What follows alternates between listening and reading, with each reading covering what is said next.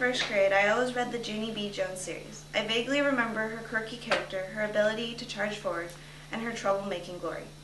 But for some reason, out of all the books in the series I read, the one thing I really recalled was her best friend, Philip Johnny Bob, her beloved stuffed elephant. I remember her always bringing him with her on adventures, and how she always felt safer when he was around. I remember that she trusted him with her secrets that she told no one else but him, like how she wanted to be the flower girl at Aunt Flo's wedding so she could wear a pretty dress with a matching purse.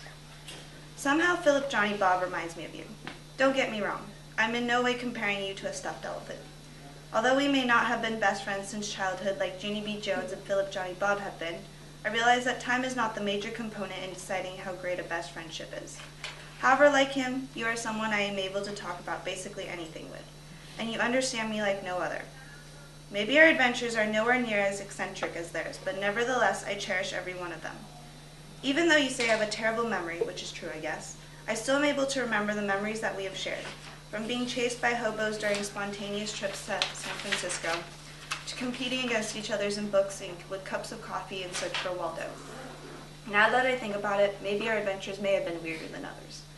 You used to ask me why exactly we were best friends. It didn't really make sense since we were the exact opposite of each other in so many aspects. But as different as we were, we still had similar dreams and aspirations. We always talked about how we were both going to become billionaires with an underwater mansion filled with rooms filled with rich cornuts and goldfish. I'm pretty sure our drawing of our mansion had a room for everything imaginable that we liked. We always talked about pretty much anything, from our happy moments to our down ones. We always shared everything. You're one of the few people that I'm able to have deep conversations with and tell you pretty much anything, no matter how absurd it is.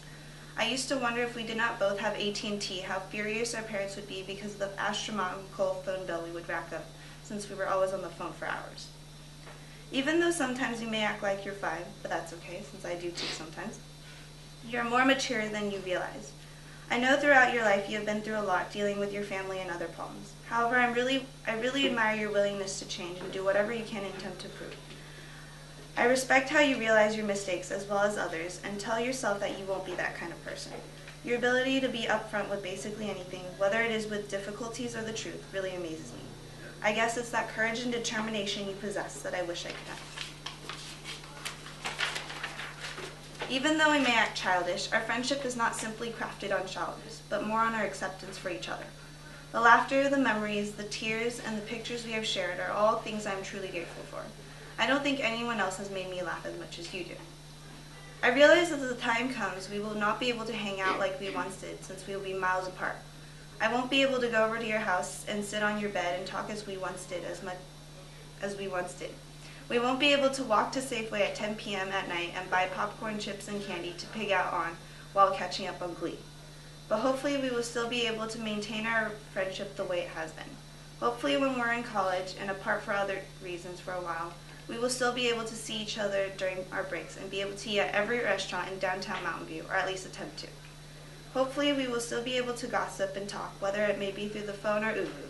That way we will still be able to share corny, nerdy puns like how we are so tight that helicase won't unwind us, and talk like the old times about anything under the sun. So I guess in a sense, you are my Philip Johnny Bob.